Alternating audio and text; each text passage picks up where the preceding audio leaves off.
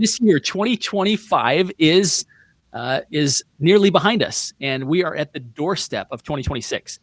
And if you are a top producer, like my lovely co-host is, or you aspire to be one, today we're going to reveal all the secrets. What goes through the mind, and what is on the calendar right now for someone who produces at the highest levels. We're going to break that down for you. It's going to be kind of a reveal all. We're going to give some very powerful tools and some insights as to what you can be doing to prepare yourself to have 2026 be your best year yet. Stay with us.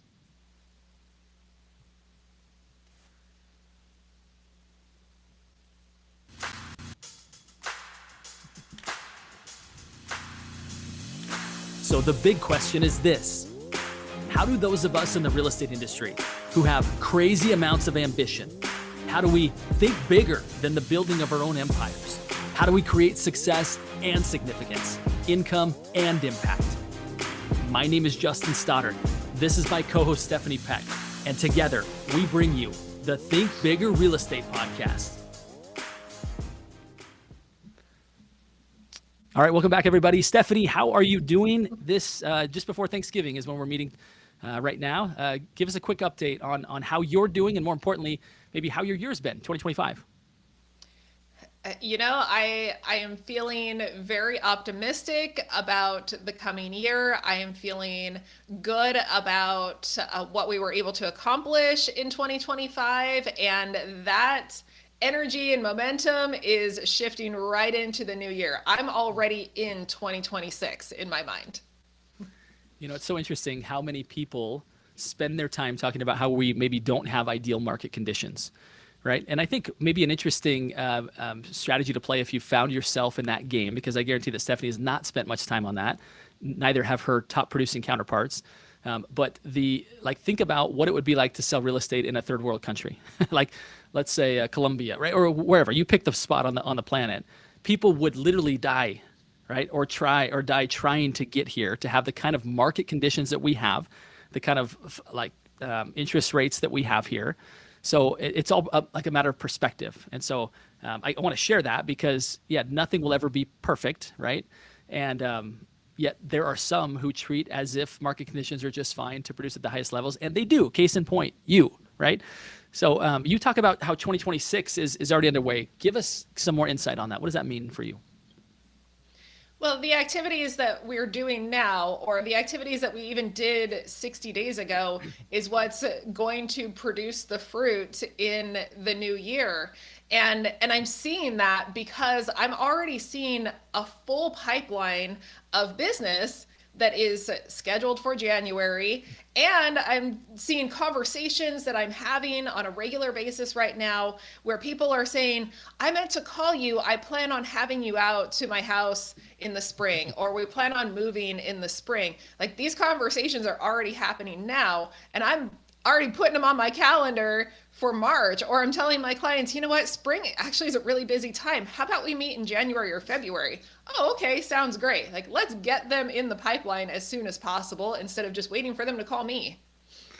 Such good advice, right? Some of the best advice I've had is always book a meeting from a meeting. When you're talking to someone, they have interest, get it on the calendar, right? Otherwise, who knows what's going to happen? I think way too many agents wait around for the phone to ring, right? And it doesn't mean that you need to necessarily pick up the phone and be prospecting people, right? Like actively cold calling, although for some that works for you.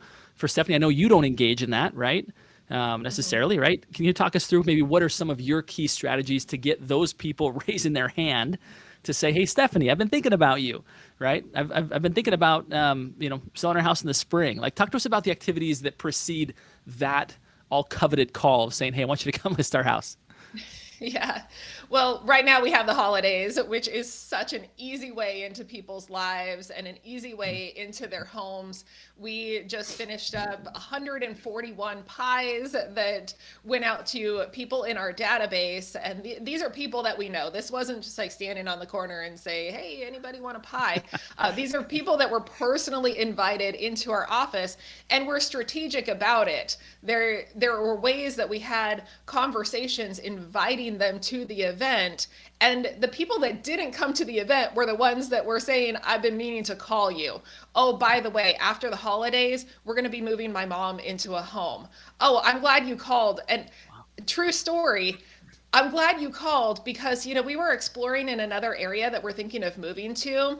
I didn't want to bug you, so I just clicked the show now button on one of those apps that I was on. And he said, my wife and I looked at each other and said, I wish Stephanie could be our agent in this area. And I said, guess what? I can. I actually do work in that area. He goes, oh, I didn't realize that. So had I not made that call, inviting him to pick up a Costco pumpkin pie, I could have missed out on a huge piece of business. You guys, I want you to think through that. I want to share a quick experience that I had this past a couple weeks ago. We had a big windstorm where I'm at. My back fence, part of it blew down. And almost immediately, Facebook starts like stalking me with, hey, your fence, you need a fence repair. Hey, you need a new fence. And I'm like, well, that's handy. That's convenient. Apparently they're listening to me. And I click on the, sure, like let's have somebody come give me an estimate. And like literally for the next 2 weeks, every time I opened my Facebook or my Instagram app, it was a fence contractor saying, hey, we'll come out and give you fence. And I thought to myself, these big tech platforms are not loyal to the professional at all, right? Mm-hmm. They already found somebody to come out and take care of my fence. They're now trying to insert every potential fence contractor that they have in their database into my newsfeed. In other words, they don't care about you, the professional. They care about them ringing the cash register for themselves. And case in point, right? If you're not proactively reaching out to your people, big tech will be inserting themselves between you and your client and finding a way to encourage people to hit the show me button. So I love the fact that this holiday schedule that you have is actually bringing you back into personal contact with people, right? It's not a time to say, hey, I'm going to take not a holiday, but a hol a month, right? I'm just going to sign off and we'll see how things go next year, right? That is a recipe for losing. Would you agree? Absolutely. And for those that are doing it, thank you. I'm taking your business right now. Oh, that's funny. It should be a clarion call to everybody who actually has a business that's based on relationships. Now, if you're just simply a prospector, then you'll wake up on January 1st, literally, and start making calls, right? Or you'll just start answering to those show me buttons. But keep in mind that those clients are not loyal to you. They're going to move on to the next one, like a cheap dating app, like next, right? For people who have loyalty that are saying to themselves like, oh man, I wish I could have Stephanie. Like, I wish we could have Stephanie right here, right? The fact that you've started all the way back in November, not just then, you've been doing this forever, right? But you've got strategic times to touch people during the holidays so that when, right, spring rolls around, right, you've already got the appointment set, right? There is no show me button. They've already scheduled time with you. It's brilliant. Right. And we're just finding ways to be in their lives and be in their homes during the holidays. So whether it's a pumpkin pie that has my sticker on the pie that they're bringing to their family event or their Friendsgiving, and a lot of people picked up a pie and said, this is perfect, and going straight to my friend's house. And, I'm the bachelor that didn't know what to bring. And he was so grateful to just pick up a pie. But my name is now in that event. And he's going to say, I just picked up this pie from my realtor, and be so grateful for that. And people actually, this year especially, people were just so grateful to be gifted something with a personal connection. And then we're doing the same thing for Christmas. I've got a bunch of holiday doormats. And so my VIP clients are getting those. They're going to come home and see those on their door. And it's something that they're going to use every year. And our buyers that bought new homes this year are getting a first Christmas in their new home ornament. So it's going to sit on their tree all month long. And it's something that they bring out every year. I have clients that text me years later and say, we still bring out this ornament and we're still so grateful that we get to be in this home every year in the holidays. Case in point, I sent you a picture, did I not, of like what you did did last year. It was this beautiful like welcome board in front of our house, and I pulled it out and I thought, I'm such a fan of Stephanie. This was so kind of her, right? And all those warm feelings come back. And I think maybe this is a lesson that I'm extracting from this, Stephanie, is that many people consider this business planning season. Right? Let's open up our spreadsheet. Let's get to work on planning on what we're going to do in January. Meanwhile, people like you are like, yeah, I did that. Now it's action time, right? I'm not going to stick like facing a spreadsheet talking about what I'm going to do in 2026. I'm actually out doing the things that are going to produce results in 2026. Right. And in the spirit of business planning, it gets easier every year. I used to be so intimidated by business planning. I actually hate to plan. I hate to track, but I know I have to do it. And this year my business plan took me about 15 minutes because I just said copy what we did last year. It worked. And Yes. the only change we made was each one of us on the team asked ourselves not only what didn't work, because anything can work, but what didn't work for us. But really the question was, what did we love doing and what did we not love doing? And that's how we're deciding if we're going to do more of it or not do it anymore. But if you get into a system and a rhythm, it gets easier and easier every year, and you don't have to feel intimidated by it. And my biggest motto lately and going into the next year, I've told my team is we are Costco. And what I mean by that is 4th of July ends and the fall decorations are up at Costco, right? Like it's not even Halloween and Christmas decorations are up at Costco. And think back even before that, the person that is planning and purchasing for Costco is probably planning the holidays like at Easter time. They're purchasing Christmas items that are going to go out into the store in October. So we have to be thinking that far ahead and be strategic, because otherwise it's overwhelming and you're not going to do it. Such good advice, right? So many people are like, oh, shoot, it's what should I be doing for Christmas, right? And it's like, phew. First and foremost, if you pull it off, it's going to come at significant detriment to your own personal enjoyment of the holiday season, right? Which is unfortunate. Whereas if it's planned way in advance, it becomes a couple of days and with tremendous return, right? I want to share something that you and I have been a part of actually creating together over the years, right? This is, for those that don't know, this is what's called the Think Bigger operating system, right? Perfect for those followers of the Think Bigger Real Estate podcast. But this here is designed to be a vision board where you get some visual components to your vision, and then the blueprint, which breaks down all the numbers, right? All the way down to where, and Stephanie, you were a big part of this, crafting it all the way down to how many daily live conversations you need to have, right?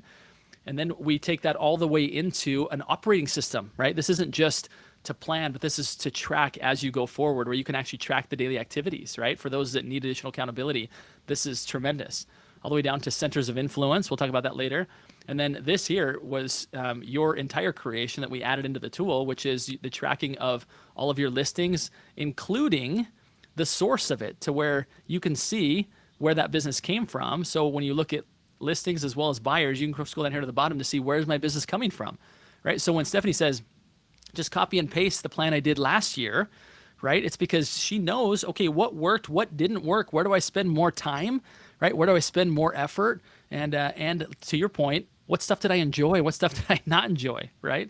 So absolutely love that. Any thoughts you want to add in about kind of your plan and how that's really helped you to gain tremendous clarity moving into a new year? Yeah, and I mean, you introduced this to me probably maybe 7-8 years ago. I don't know, I'm guessing. Yeah, I mean, probably. I've actually pulled out my laminated copy from, let's say, 2018, and I love looking at that because you've put in a system of what do you want a year from now to look like, 5 years from now, and 10 years from now. And now that we've been doing it for so long, I can say I'm almost at that 10 years from now mark. And I mean, one thing that I'll just say is like a personal encouragement. I have this sign up on my wall and I look at it every day and it says, I still remember the days I prayed for the things that I have now. And putting that business plan in place and asking yourself, what do I want my life and my business to look like in a year from now, 5 years, and 10 years, and going back 5 years ago and having the ability to do that and say, wow, I am so grateful for how far I've come, then I can live in the gain and not in the gap. And one thing that we're doing in December as a team is our next meeting, we're going to go through every transaction, and I've got different categories because I want to know the story. It's one thing to look at the pie chart and we say repeat client. All right, that was our biggest piece of the pie in 2025. Others was referral, professional partners. Like those were our three biggest. But let's tell the story about that so that we know how to message that client. Was it a repeat client because of whatever life event, right? Like they got divorced or they moved into assisted living. whatever their story is, because now I'm not just going to blanket all my past clients and say, repeat client, repeat client. I'm going to say, what's the message that people need to hear right now? What's important to them right now? What's getting them moving right now? Because it's a different story than it was 5 years ago. Repeat client has always been the biggest piece of the pie for me, but it's for different reasons now. So I need to tell a different story. Well, interesting thing that you say about that. Whenever, like, I would say buying and selling circumstances are not ideal, it doesn't mean that nobody moves, right? Like, people still move. They just move for very specific reasons, specific life events, where sure, everybody would love to wait for mom to need a care home when that price is at its highest. But sometimes it doesn't work that way. Sometimes mom needs to be in a senior living facility like now. She cannot stay in this home any longer, and we need to sell the house to be able to fund her next step. And so if you're, again, waiting for interest rates to get to their perfect spot, you're missing huge opportunities that life continues to happen for people.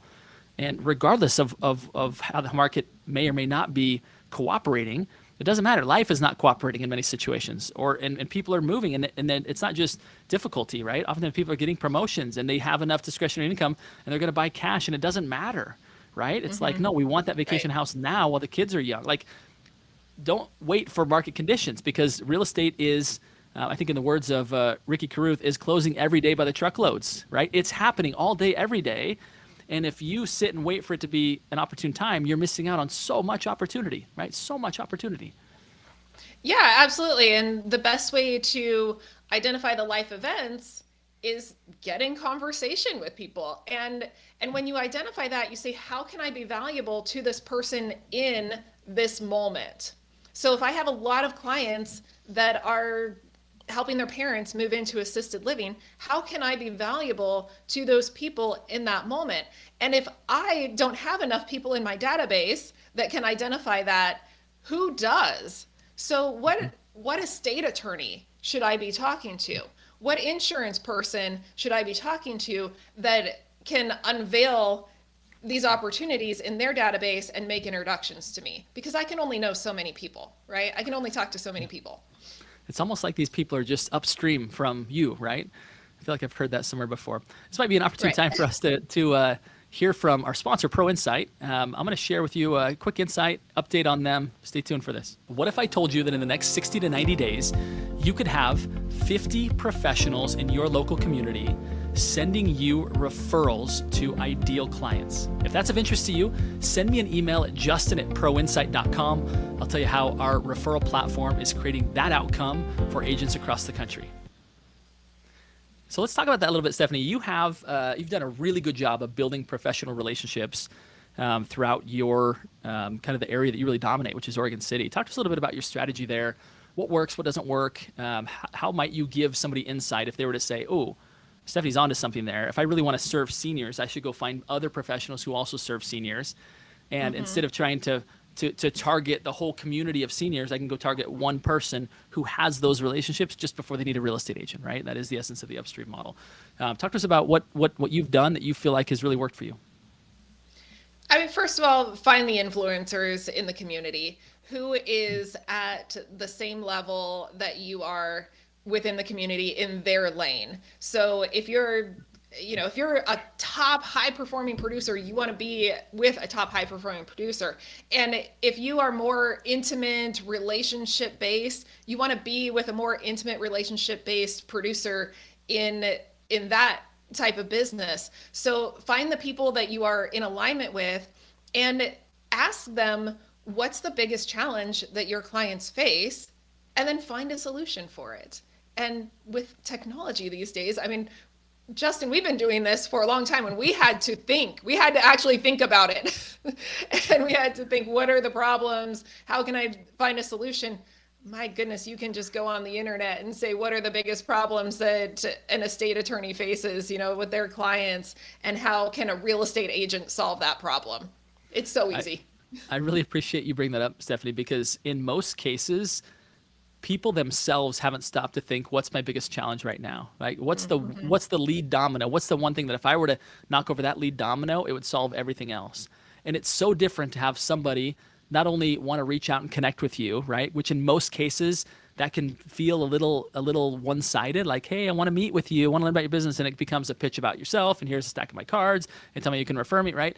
And I'm just here to tell you that that doesn't work, right? That creates kind of a one appointment versus somebody who does what Stephanie just described, which is actually do a little research in advance to identify what the typical challenges of that profession are, and then have some ideas to where you can spend the majority of the time talking about their business, what, like, validating if those are challenges that they face, and then having some suggestions. Hey, have you ever thought of this? Have you ever tried this? This has worked for me in my business. When somebody comes to you with that kind of approach and is genuinely interested in building your business, you can't help but say, I don't know if I've ever experienced this before, and I need to have that person close to me because apparently they care about my business almost as much as I do. Like, this is someone who I want to have in my world, right? And they start finding ways to want to add value to you because they want to keep you in their orbit. They want to keep you close because you've actually expressed an interest in doing something for them. So as Stephanie mentioned, it's easier than ever today to identify both the challenge as well as the solution for them.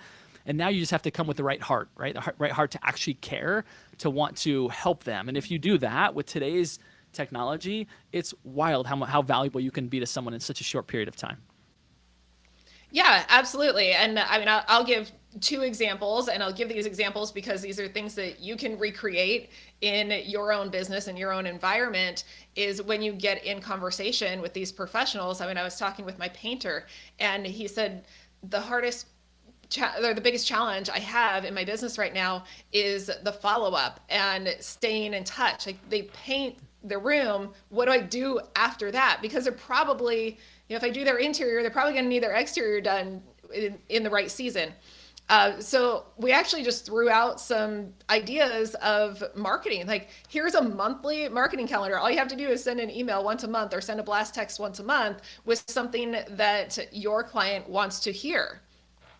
And I mean, that took me 5 minutes to put it together. And he said, this is why I do business with you guys.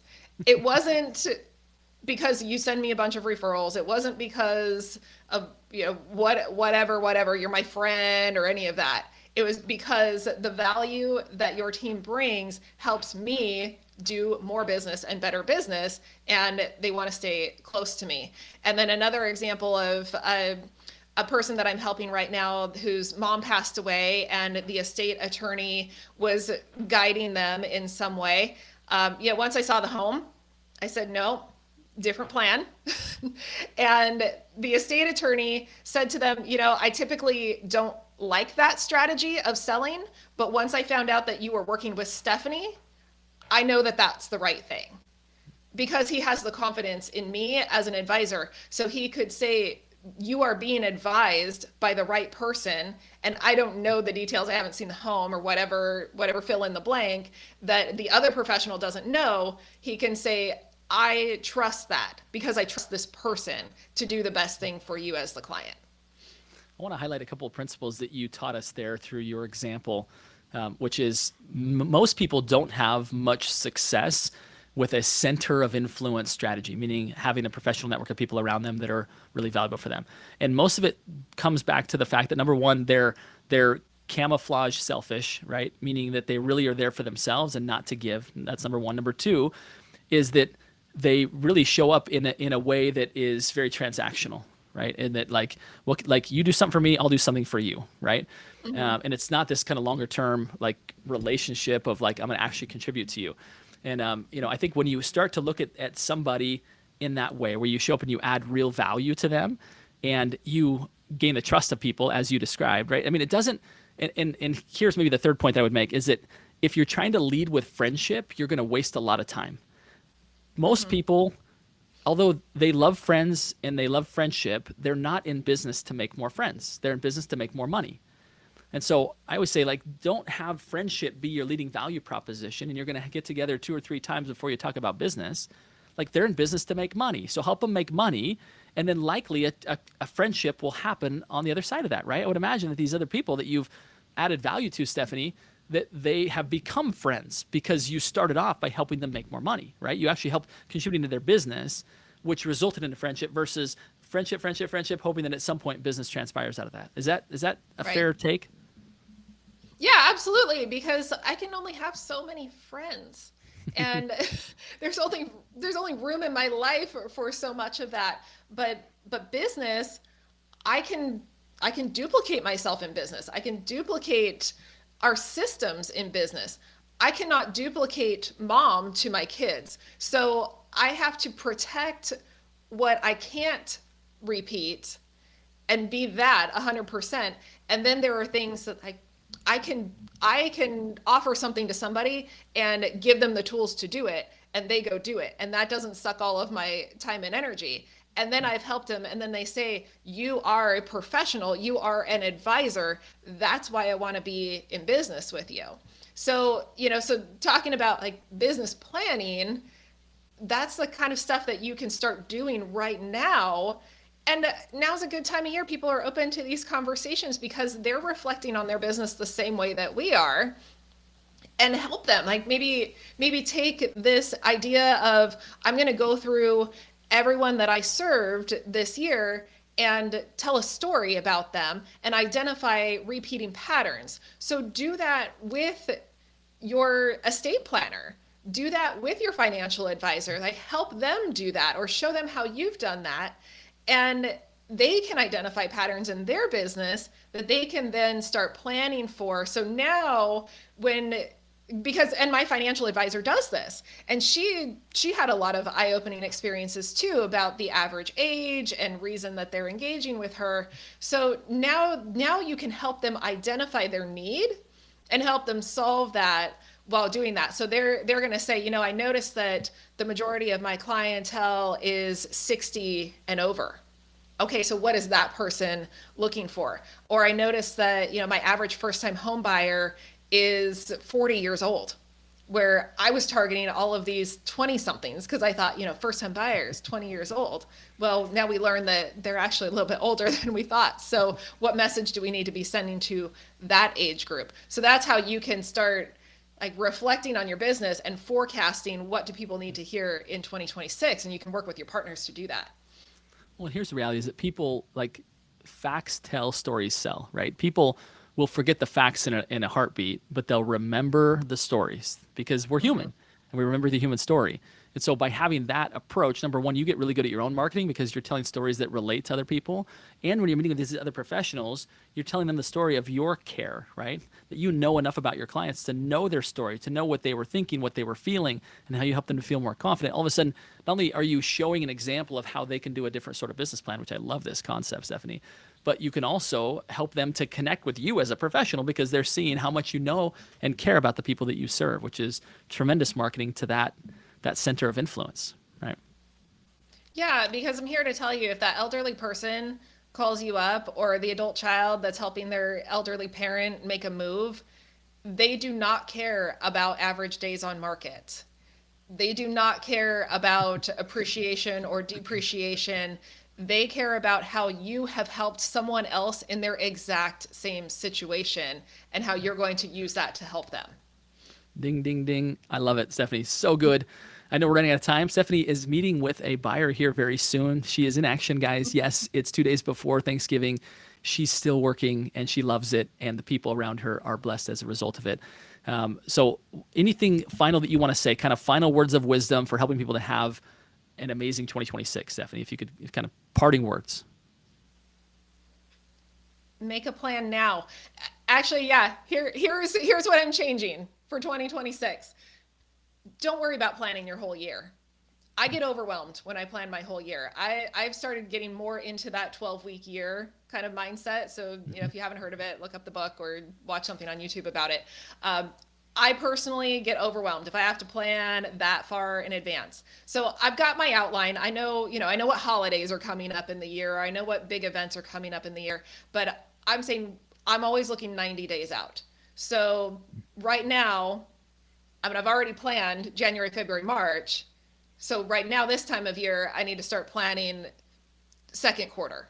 And so just work in those increments. That'd be my best advice of the thing that I'm shifting right now, because I'm finding that we are constantly needing to adjust and shift our message and who we are targeting because the market's shifting so quickly, and the economy and politics and everything in the world that people are thinking about is changing so quickly. So just be relevant in the moment, but plan ahead to be relevant in the moment. If gas prices are going up, how can I be a resource to saving money on gas?